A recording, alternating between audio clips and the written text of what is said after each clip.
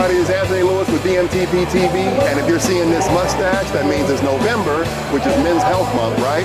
And so guys, let's make sure we're getting ourselves checked out so we can hang around with those families, especially during the holidays. But it also means it's SEMA 2025. Right.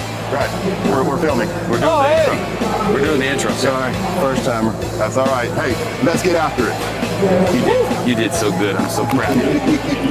Hey, what's going on, DMTP TV viewers? I have a very special guest, a very dear friend of mine, Mr. Mike Anderson. I appreciate you taking the time. Hey, brother. I love you so much. You know that. Love you too. Hey, listen. I've been talking to a lot of shop owners that are here, and they're seeing the ebbs and flows in business, and so I figured I'd get with you and say, hey, what should we be looking out for? What does say the next 6 months look like? What do you say the next couple of years look like? What should we be doing, and what should they be focused on right now?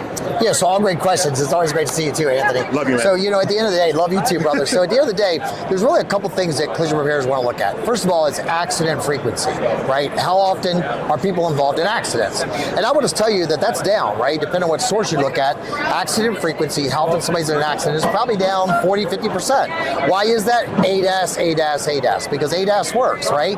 We know that automatic emergency braking is reducing front to rear collisions by about 53%. Blind spot monitors reduce lane change accidents by about 27%, right? All these data statistics come from IHS. But at the end of the day, ladies and gentlemen, let's look at accident frequency. It's declined. So boom, we just cut off part of the work.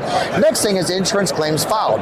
We're seeing that about 40% less consumers are actually filing insurance claims even when they're involved in an accident. You say, well, Mike, why is that? Well, number one, 27% of people increased their deductibles last year. Number two, people have had between a 50 to 60% insurance premium increase over the last couple of years, and they're reluctant to file a claim. So there's a lot of various reasons why people don't want to file a claim, because they don't want their rates to go up, right?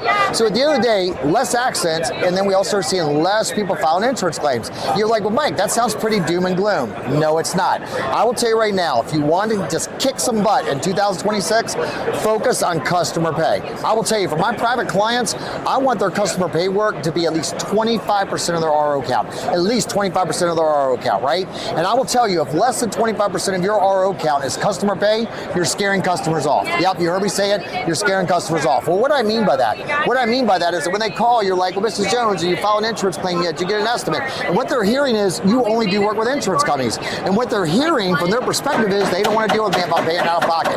So at the end of the day, 40% of people now are wanting to pay out of pocket and not go through an insurance. And what does that mean? That means customers are going to be price shopping.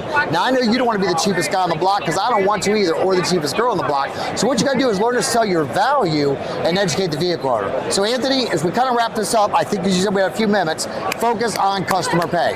Focus on making that customer and spending time with them, right? Think about this as a triangle, and the top of this is 5 minutes, and the bottom of this is 45 minutes.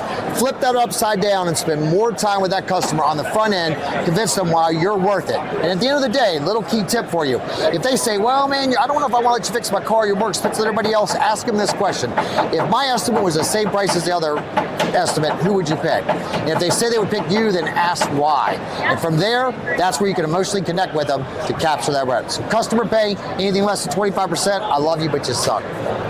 You are the man. You give me chills every time we talk, brother. Thank you so much. I love you. Happy birthday. Hey, thanks, brother. Appreciate it. Thank you so much for your time. Thanks,